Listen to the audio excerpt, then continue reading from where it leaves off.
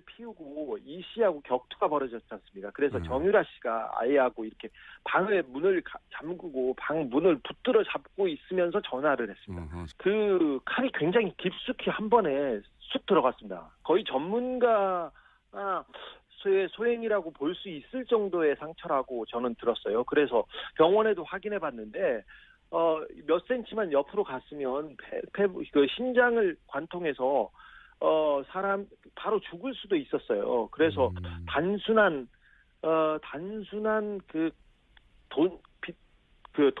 빚 때문에 벌인 범행이 분명히 아니라는 것은 분명합니다. 피가 너무 많이 나서요. 네. 그 생명에 지장을 줄 뻔했습니다. 범인이 전과가 없는 초범이었는데요. 칼을 매우 잘 쓴다는 특징이 있습니다. 자, 또 하나가 이제 정유라 씨. 그 소위 이제 제가 이게 새로운 뭔가 기운이 있다 이거. 정말 진짜 전쟁이 새로 시작된 거 아니냐 이런 얘기를 했는데 정유라 씨 집에 40대 이모 씨가 침입을 했어요. 네, 강도가 침입했는데요. 지난 25일에 발생한 일입니다. 현장에서 붙잡힌 강도 같은 경우에는요. 처음에 정유라 씨와 금전거래가 있다라고 했다가 말을 바꿨습니다. 카드빚 2,400만 원 때문에 범행을 저질렀다라고 하는데요. 경찰은 강도 행각의 무게를 두고 이 씨에 대해서 강도 상해 혐의로 구속영장을 신청했습니다. 저는 이 사건을 굉장히 이상하다고 봅니다. 단순 강도라고 보기엔. 더군다나 계속 얘기하지만 기운이 이상하잖아요, 요즘. 예. 그래서 요 사안 취재 중인 이게 좀 이상하군요. 주진우 기자 저희가 미디어로 잠깐 연결해 보겠습니다. 주진우 기자. 안녕하십니까. 네. 방금 전까지 전화기가 꺼져 있어가지고 저희 제작진이 난리가 났었어요. 네, 인지 일어났습니다. 자, 이모 씨가 조사 초기에는 경찰에 정유라 씨하고 돈 문제가 있다고 했다가 나중에는 그게 아니고 카드빚 2,400 갚기 위해서 강도했다 이렇게 번복했는데 이게 단순 강도로 보기에는 이상한 점부터 일단 짚어보면 어떤 게 있습니까? 범행이 발생하자마자 이상하지 않습니까? 그런데 경찰과 그리고 언론에서 일제히 우발적인 범행이라고 발표를 했고요. 그다음에 정유라 씨하고 같이 지내던 이 씨가 크게 다쳤어요. 근데 경미한 부상이라고 계속 보도가 나오는 게 좀 이상했습니다. 그리고 장소와 시간이 강도 범행을 하기에는 최악입니다. 정유라 씨가 살고 있는 그 압구정동 미띠 빌딩의 1층에는 인기 있는 베트남 음식점이 있는데요. 주말 오후 3시는 피크타임이에요. 그래서 1층에 손님이 많고요. 줄을 서거나 그리고 발레 파킹하는 아저씨들이 여럿 있습니다. 그리고 그래서 누군가 고함만 질러도 그냥 바로 검거될 수 있는 그런 환경인데 일주일 이상 그 강도 범행을 도모한 사람이 찾기에는 너무 그 멍청한 선택이었습니다. 일단 기본적으로 오후 3시 사람이 드글드글하는 곳에 대낮에 강도를 하러 간다는 게 이상하고 그리고 이게 이제 강도라는 건 침입이 목적이 아니라 돈을 뺏어서 도주가 목적이에요. 도주객이 그렇죠. 도주객이 수립이 돼야 되는데 침입할 때부터 이미 수위 아저씨하고 마주쳤다는 것은 얼굴이 다 노출되는 거잖아요. 그죠? 네, 이게 도주하기에는 굉장히 어려운 그 빌딩이에요. 정유라 씨 집은 지하 1층하고 1층에서 출입구에 그 카드를 이렇게 대고 올라가야 되는데요. 지하 1층에서 1층에 저기 경비 아저씨가 있어요. 아까 말했듯이 1층에는 발레 아저씨들이 덩치 큰 아저씨들이 많습니다, 거기에. 근데 그래서 지하 1층에 가서 택배 왔어요. 그리고 경비원을 일단 협박해가지고요. 인터폰을 하게 하고 이 경비 아저씨를 묶고 이렇게 올라가는데 여기까지는 치밀합니다. 그 가짜 총과 칼까지도 그 준비한 걸 보면 여기까지는 총도 준비했어요? 아니 칼을 준비했다? 칼과 가짜 총도 있었어요. 가짜 총도 있었어요? 네네. 근데 그렇게 묶어놓고 거기 준비까지는 치밀했는데 그리고 지하로 올라간다는 것까지 알았어요. 이건 쉽지 않은데 그걸 보고 올라갔는데 도주 생각은 아예 없었다고 봅니다. 그 건물 내부에 CCTV도 있었을 거 아닙니까? CCTV 이 집 많습니다. 많습니다. 그래서 근데 그 이미 올라가면서 자기가 노출될 것을 알고 있었다고도 봐도 무방합니다. 그러니까요. 원래 이제 도망가는 계획을 못 세우면 아예 들어가지도 않는 건데. 자, 네. 그렇게 실제로 집에 들어가서 좀 경찰 발표는 금품을 요구했다고 하는데 실제 금품을 요구했답니까? 들어가서? 아니요, 돈을 요구하지도 않았고요. 그 돈을 숨겨놨을, 뭐 최순실 씨나 정유라 씨 큰 부자이기 때문에 어디에 숨겨놨겠지, 쌓아놨겠지 했는데 금품을 찾기 위해서 집을 뒤지는 흔적도 없습니다. 뒤지지도 않았습니다, 아예. 그럼 들어가서 실제로 어떤 행동을 했습니까?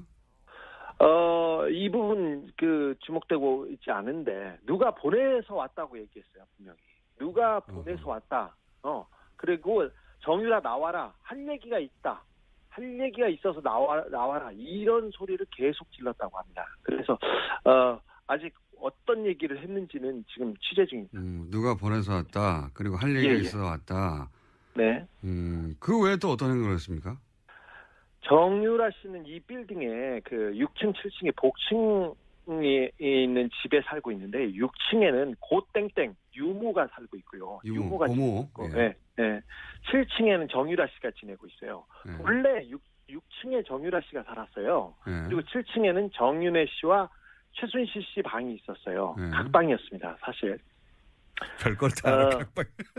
예. 저 이제 거기에 어떤 사진이 걸려 있고 이상한 도령 사진이 걸려 있고 그렇습니다. 그 40대 계안이 6층에 올라가서 모모의 신분증을 뺐었어요. 신분증이요? 네, 신분증을 보면서 어딘가에 전화도 했습니다. 이 어디 전화. 네, 이거 수사 중이니까 곧 파악이 될 겁니다. 뭐 집에 그 돈이 없으면 뭐 돈과 비슷한 카드를 뺏는다든가 분명히 뭘 다른 걸 해야 되는데 인출 시도를 한다든가. 신분증을 보고 전화를 했다는 것은 좀 이상하죠? 굉장히 이상하네요, 이건. 네. 돈을 목적으로 한 침이 아닌 건 거의 분명한 것인데. 그리고 아까 이제 마필 관리사 같이 거주하고 있던 마필 관리사 이모 씨가 이제 다투다가 칼에 찔렸다. 그런데 뭐 경미한 부상 정도 생명 지장이 없다 이런 식의 보도가 있는데 사실 아닙니까? 그것도 사실 아닙니다. 그 6층에서 좀 소란이 있고 그러니까 7층에서 이제 이모 씨가 나왔어요. 근데 마필 관리사 이 씨한테는 너하고는 감정이 없다. 찌르고 난 다음에도 너한테는 미안하게 생각한다. 이런 식으로 얘기를 했어요. 그리고는 너한테 볼 일 없으니까 저기 정유라 나와라. 이렇게 계속 얘기하고 그리고 다른 거를 찾았습니다. 볼 일이 없다. 네. 다른 볼 일이 있다는 이야기네요. 네네. 돈도 아니었고 다른 볼 일이 있다. 마필 관리사 생명에 지장이 없다는 보도는요? 이것도 좀 수상한데요. 그 칼이 굉장히 깊숙이 한 번에 쑥 들어갔습니다. 거의 전문가 소행이라고 볼 수 있을 정도의 상처라고 저는 들었어요. 그래서 병원에도 확인해 봤는데 몇 센치만 옆으로 갔으면 그 심장을 관통해서 사람 바로 죽을 수도 있었어요. 그래서 단순한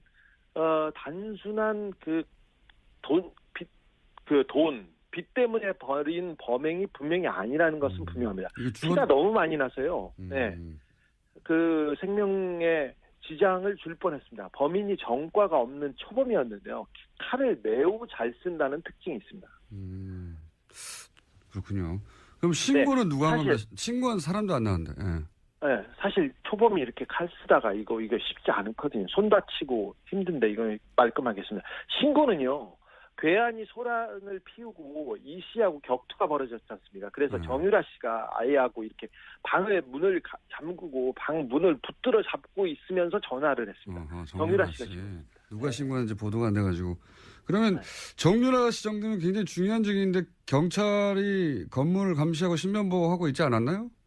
사실 경찰 한 명이 보호하고 있었습니다. 근데 이모 씨가 이 부분도 따돌리고 들어갔습니다. 심상치 않네요. 그러면 마지막 질문인데 이게 돈도 목적이 아니고 무슨 할 말이 있어 왔다. 신분증을 뺏어서 어디론가 전화했다. 종합적으로 볼 때 따로 볼 일이 있었다고 했던 그 볼 일은 뭐라고 지금 아직 취재 중이긴 하겠지만 이거 파악 중인데 사실 박근혜 최순실 씨 주변에서는 이런 일이 많이 있습니다. 누가 죽거나 다치거나 그리고 뭐 정유라 씨, 장시호 씨가 뭐 누구 사람을 만난다던가 남자를 만나면 조폭을 보내는 경우도 특별한 일은 아니니까요. 근데 이 사건에서는 의심해볼 정황이 너무 많습니다. 특별히 정유라는 박근혜, 최순실, 이재용에게 가장 중요한 증인입니다. 특별히 박근혜와 이재용 씨의 뇌물 사건이에요. 뇌물의 실질적인 증거 있지 않습니까, 이분이. 그래서 지난 재판에서 이들에게 불리한 증인을 해가지고 이재용 부회장한테 유죄를 받는 결정적인 증거가 되기도 했으니까요. 사실 정유라 씨가 겁을 먹거나 아니면 다른 증인이 그 겁을 먹고 입을 다물라고 메시지를 보내기에는 이보다 더 좋은 상황이 없습니다. 특별히 적폐 수사 자체를 흔들어볼 목적으로 지금 뭐 세력이 규합되고 이상한 징후들이 많이 보이는데 이걸 목적으로 누구를 그 사람을 보냈을 가능성을 열어놓고 이 범행의 동기와 배후를 파헤쳐야 된다고 봅니다. 분명히 우발적인 범행은 아니었습니다. 알겠습니다. 오늘 여기까지 하겠습니다. 감사합니다. 네, 시사인 주진우 기자였습니다. 저는 특히 이제 보모 신분증을 뺏었다는 게 이게 이상하네요. 왜냐면은 신분증 봐서 뭐예요? 아무 상관이 없잖아요. 근데 그걸 강도라고 생각하면 이상한데 그게 아니라 거기 있는 모든 사람의 심리적 압박, 거기 같이 있던 마필 관리사 유일한 남자였거든요. 그 사람은 칼로 찌르고 그리고 보모는 신분증을 누구한테 신분을 불러준다고 주민등록번호 불러준다고 생각해봐요. 보모 입장에서 굉장히 심리적 압박이거든요. 누군가 내가 여기 근무하는 걸 알고 있다. 그런 목적이 아니었을까. 그렇지 않고서는 대낮에 들어가서 신분증을 뺏어가지고 전화하고 내가 누가 보냈다 할 얘기가 있다. 이럴 리가 없죠. 그 도주의 계획이 없잖아요. 이건 기본적으로 침해 계획만 있어요. 굉장히 이상한 사건이다. 네, 저는 그렇게 봅니다. 자, 오늘 여기까지 할까요? 네, 인사드리겠습니다. 여기까지 하고 그냥 시간을 보낼 걸 그랬어요. 네. 지금까지. 네, 시사인 김은지였습니다. 감사합니다. 네, 감사합니다. 최순실 씨의 딸 정유라 씨가 사는 서울 신사동 한 빌딩에 40대 괴한이 침입해 흉기를 휘둘러 정 씨의 지인이 다쳤습니다. 정 씨와의 금전 관계 때문에 범행을 저질렀다고 주장하는 것으로 전해졌습니다. 취재 기자 연결합니다. 조은지 기자. 네, 사회부입니다. 네, 괴한이 택배 기사로 위장을 해서 침입한 걸 보면 상당히 계획적인 범행이 아닐까 보이는데요. 자세한 소식 전해주시죠. 네, 처음 112 신고가 접수된 건 오늘 오후 3시 5분입니다. 서울 강남구 신사동 정유라 씨의 자택에 흉기를 든 괴한이 침입했다는 내용이었습니다. 남성은 택배기사로 위장해서 정유라 씨의 거주지에 들어갔습니다. 정 씨의 거주지는 2층 복층 구조인데요. 2층에 있던 정유라 씨에게 다가가서 흉기를 휘두른 것으로 전해졌습니다. 건물 경비원을 과도로 위협해 정유라 씨의 집까지 침입한 것으로 알려졌습니다. 정 씨에게 흉기를 휘두르자 곁에 있던 지인이 이를 막았는데 이 지인이 흉기에 맞아 병원으로 이송됐습니다. 다행히 생명에 지장은 없는 상태입니다. 이 지인은 과도의 왼쪽 옆구리를 찔린 것으로 확인됐습니다. YTN 취재 결과 흉기에 찔린 이 지인은 지난 6월 정유라 씨의 아들과 함께 덴마크에서 귀국했던 마을 관리사인 것으로 전해졌습니다. 경찰은 즉각 현장에 출동해서 오후 3시 18분 현장에서 피의자 44살 이모 씨를 검거했습니다. 현재 강남경찰서에서 수사를 받고 있습니다. 역시 가장 중요한 게 범행 동기일 텐데요. 이 씨는 금전 관계 때문에 범행을 저질렀다 이렇게 주장하고 있는 것으로 알려졌습니다. 다시 한번 전해드리겠습니다. 오늘 오후 3시 5분 서울 강남구 신사동의 정유라 씨의 자택에 흉기를 든 괴한이 침입해 정유라 씨의 지인이 찔렸습니다. 괴한은 택배기사로 위장해서 정유라 씨의 거주지까지 침입을 했고요. 정유라 씨에게 다가가서 흉기를 휘두른 것으로 알려졌습니다. 그 옆에 있던 정유라 씨의 지인, 지난 6월 덴마크에서 함께 귀국했던 마을 관리사로 전해진 분이 지인인데요. 이분이 흉기에 맞았고요. 흉기에 찔린 상태로 병원에 이송됐습니다. 경찰은 즉각 현장에 출동해서 오후 3시 18분 피의자 44살 이모 씨를 검거했습니다. 현재 강남경찰서에서 수사를 하고 있는데 역시 가장 중요한 건 범행 동기입니다. 이 씨는 금전 관계 때문에 범행을 저질렀다 주장하고 있습니다. 자세한 소식 들어오는 대로 다시 전달해드리겠습니다. 지금까지 사회부에서 YTN 조은지입니다. 범행이 발생하자마자 이상하지 않습니까? 그런데 경찰과 그리고 언론에서 일제히 우발적인 범행이라고 발표를 했고요. 그 다음에 정유라 씨하고 같이 지내던 이 씨가 크게 다쳤어요. 근데 경미한 부상이라고 계속 보도가 나오는 게 좀 이상했습니다. 그리고 장소와 시간이 강도 범행을 하기에는 최악입니다. 정유라 씨가 살고 있는 그 압구정 동 미띠 빌딩의 1층에는 인기 있는 베트남 음식점이 있는데요. 주말 오후 3시는 피크타임이에요. 그래서 1층에 손님이 많고요. 줄을 서거나 그리고 발레 파킹하는 아저씨들이 여럿 있습니다. 그리고 그래서 누군가 고함만 질러도 그냥 바로 검거될 수 있는 그런 환경인데 일주일 이상 그 강도 범행을 도모한 사람이 찾기에는 너무 그 멍청한 선택이었습니다.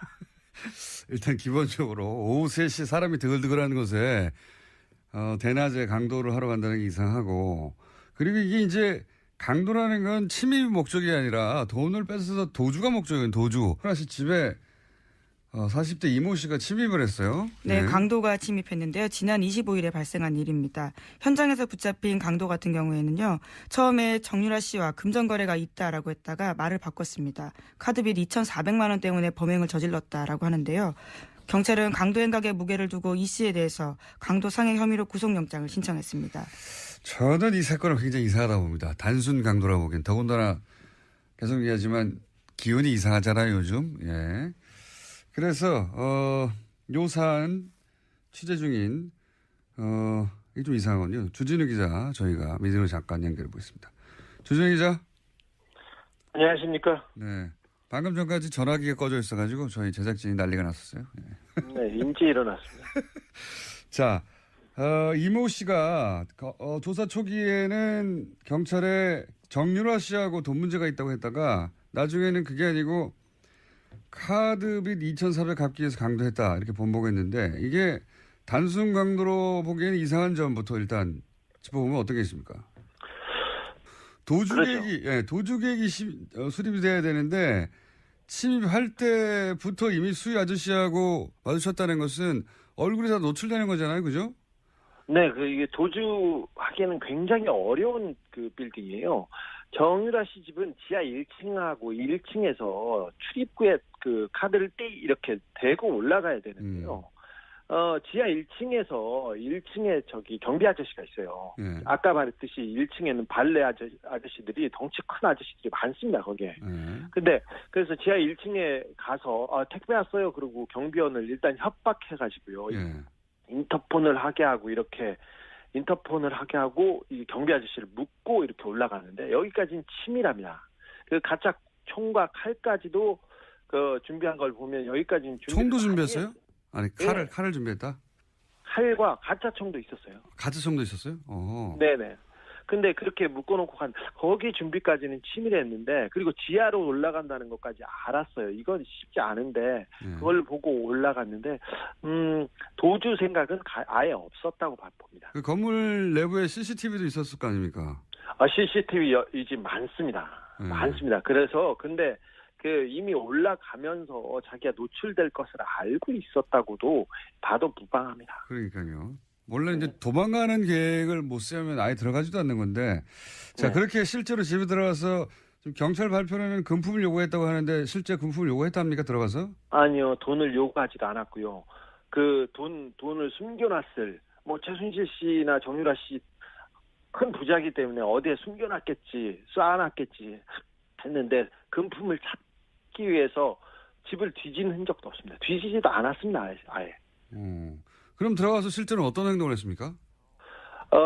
이 부분 주목되고 있지 않은데 누가 보내서 왔다고 얘기했어요, 분명히. 누가 보내서 왔다. 그리고 정유라 나와라. 할 얘기가 있다.